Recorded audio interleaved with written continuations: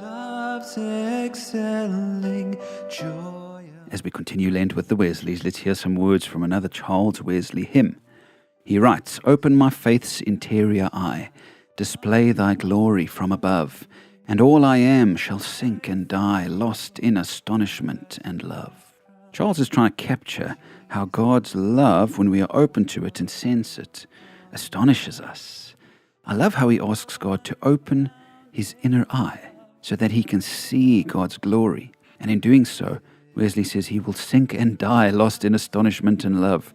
I suppose maybe the best way to die would be in the middle of a wonderful time of prayer. But I don't think that's what he's saying. He's talking about prayer times that are so deep and moving, so glorious that we sink into a kind of astonishment, a state of absolute awe and wonder, completely lost in God's love.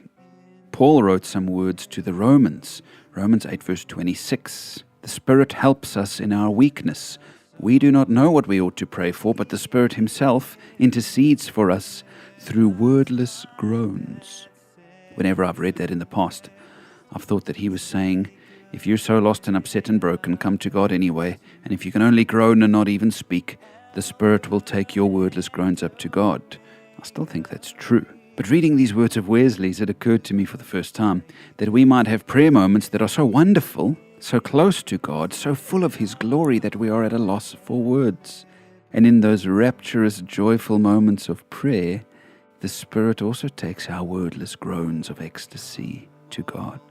Yesterday we spoke about wrestling in prayer until he blessed us, and after writing that devotional, I spent an afternoon in deep wrestling prayer and had a wonderful breakthrough in my own life. Now I'm wondering if I need to go back to God in prayer and ask him to reveal his glory to me in such an astonishing way that I sink to my knees in wordless praise. Have you ever approached a prayer session like that? Have you ever come into church and asked God to show himself so powerfully? Maybe this Lent is the time. Maybe God is wanting to speak to you and to me who benefit from these devotions, to encourage us to seek something wonderful like this from him. I'm going to give it a go. Would you? May God reveal his glory in an astonishing way to us as we seek him in prayer.